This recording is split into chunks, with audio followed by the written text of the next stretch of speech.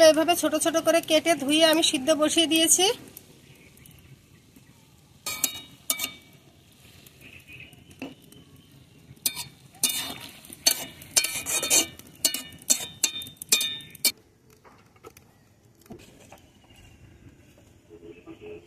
মোচার চপের জন্য আর যে উপকরণগুলো লাগবে সেগুলো হলো, এখানে আলু সিদ্ধ করে রেখেছি, আর লাগবে পেঁয়াজ কুচি, কাঁচামরিচ কুচি, ধনিয়া পাতা কুচি, বেসন, হলুদ গুঁড়ো, লবণ, জিরে গুঁড়ো, আর লাগবে সাদা তেল। মোচাটা ভালোভাবে ভাপিয়ে নিয়েছি, এখন আমি পানি ঝরিয়ে নিচ্ছি। সিদ্ধ করে রাখা আলুটা আমি খুব ভালোভাবে চটকে নিয়েছি। সিদ্ধ করে রাখা মোচাটা এখন দিয়ে দেব।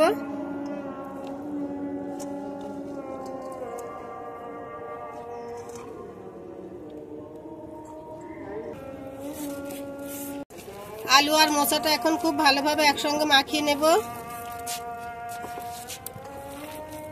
এখন পেঁয়াজ কুচিগুলো দিয়ে দিচ্ছি। পেঁয়াজটাও খুব ভালোভাবে মাখিয়ে নেব।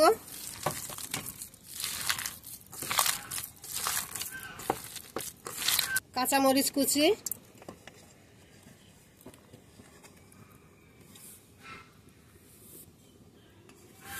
পরিমাণ মতো লবণ, হলুদ গুঁড়ো, জিরে গুঁড়ো সব একসঙ্গে দিয়ে দিলাম। সবগুলো একসঙ্গে ভালোভাবে মাখিয়ে নেব।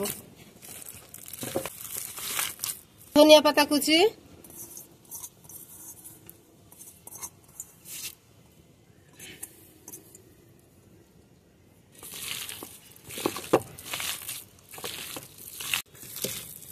সব শেষে শুকনো মরিচটা দিয়ে দিচ্ছি। এখন সবকিছু ভালোভাবে মাখিয়ে নিয়েছি। এখন পরিমাণ মতো বেসন দিয়ে দেব।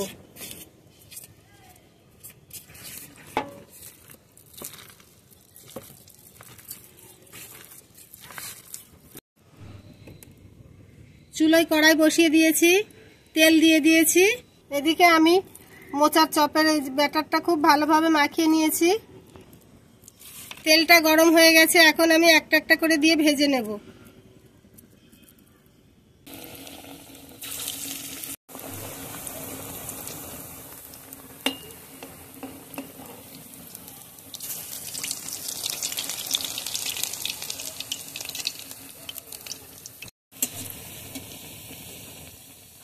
এক পিঠ লাল হয়ে গেছে, এখন আর এক পিঠ আমি উল্টে দিচ্ছি এবং উল্টে পাল্টে সবগুলো আমি ভেজে নেব।